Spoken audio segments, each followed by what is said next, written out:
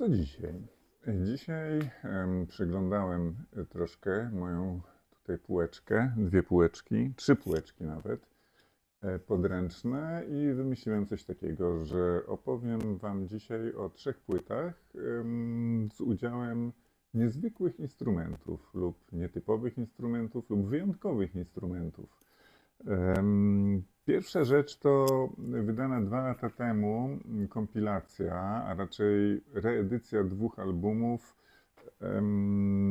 Outsidera, artysty Outsidera. Nazywa się on Lori Wambe. Pochodzi z Zimbabwe, ale osiedlił się w Londynie w latach późnych 60. Jest on autorem instrumentu, który nazwał drum gita, czy drum gita, który, jak tutaj możemy sobie zobaczyć, jest połączeniem czegoś w rodzaju gitary z czymś w rodzaju bębna. Muzyka niezwykle oryginalna, dwie płyty wydane własnym sumptem całkowicie. Bardzo pięknej reedycji Strat Records. Pozwolę sobie tutaj Wam pokazać, jak to wygląda w środku. To jest bardzo fajne, że Strat, robiąc tę reedycję, nie wymyślił jakiejś nowej okładki. Po prostu są to reedycje dwóch oryginalnych płyt, wydanych zresztą jednocześnie,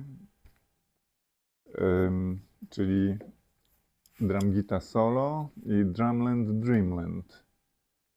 Wszystko jest w ogóle świetnie opracowane, jak zwykle w przypadku Strat. Jest dołączona do tego ładna bardzo broszurka, z której dowiemy się więcej o tym artyście. Przeczytamy także z nim wywiad, gdyż artysta, choć nie jest czynny muzycznie, żyje do dzisiaj.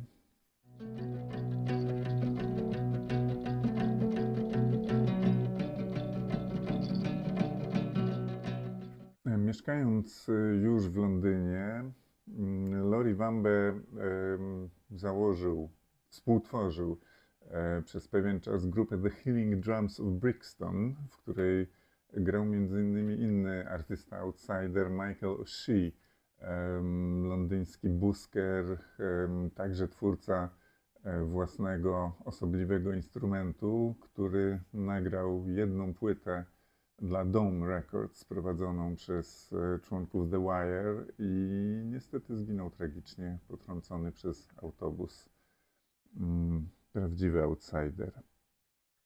A muzyka, którą te płyty zawierają, no to słyszycie mniej więcej w tle te fragmenty. Bardzo rytmiczna, bardzo osobliwa, bardzo osobna i wykorzystująca minimum efektów. Sam Lori Wambe mówił, że no pewnie to że też wynikało z jakichś tam ograniczeń budżetowych, ale też mówił, że nie używał żadnych efektów. Wszystkie rzeczy nagrywał na czterośladowym magnetofonie i jedyne efekty, jedyne ingerencje, które w te oryginalne ścieżki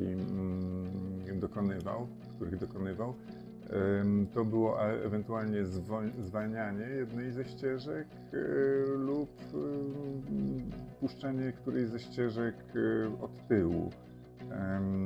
Tłumaczył to swoimi badaniami nad fenomenem czasu. Fenomen czasu wszystkich nas dotyka.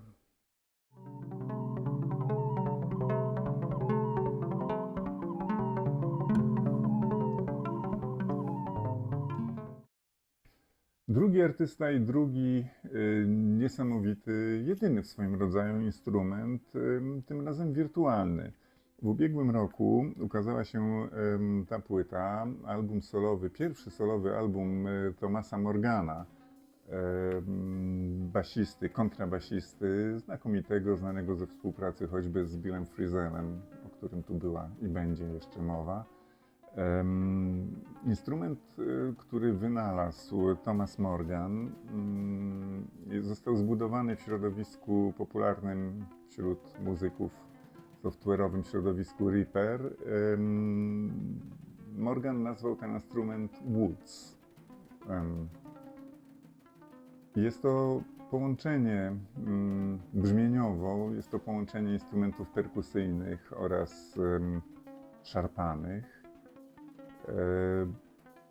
Także bardzo osobny, szczególny dźwięk.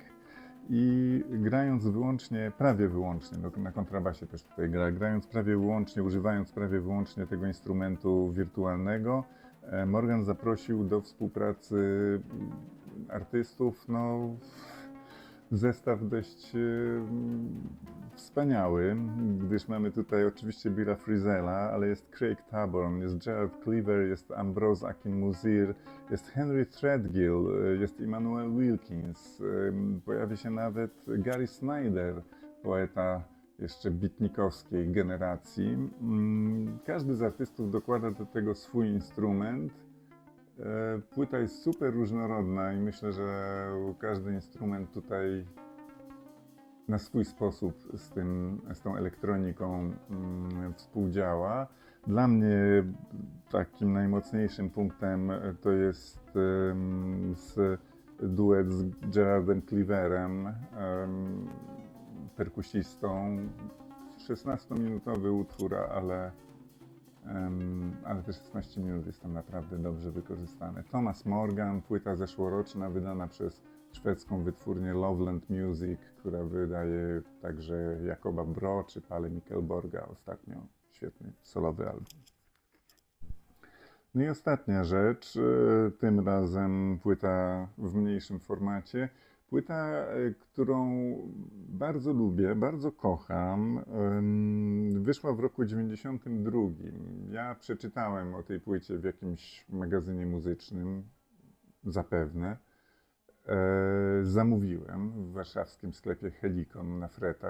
W ogóle nie wiem, czy jeszcze istnieje, dawno nie byłem na Starym Mieście, na Nowym Mieście. Jest to płyta, nosi tytuł Weird Nightmare, Meditations on Mingus. Okładka jest w ogóle kadrem z Amarkordu Felliniego.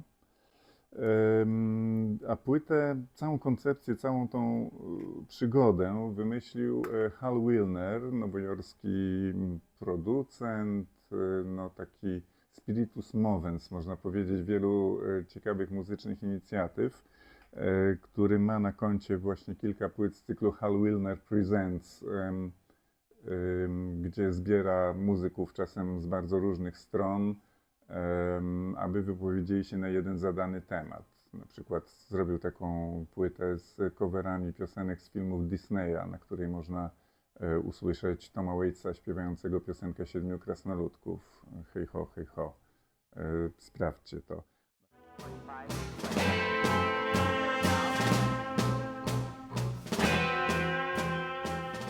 Płyta to, zgodnie z tytułem, Medytacje nad Mingusem. Są to nie tylko kompozycje Charlesa Mingusa, ale także jego wiersze, jego teksty. I cóż, trzon artystów, muzyków grających tutaj, to jest, można powiedzieć, taka śmietanka sceny downtown nowojorskiej. Bill Frisell, Mark Ribot, Greg Cohen, Don Alias, Henry Threadgill, Michael Blair, muzycy znani z wielu składów, czy to u Johna Zorna, czy w różnych konfiguracjach, czy grający, tak jak część z nich, na późniejszych płytach wspomnianego Toma Waitsa.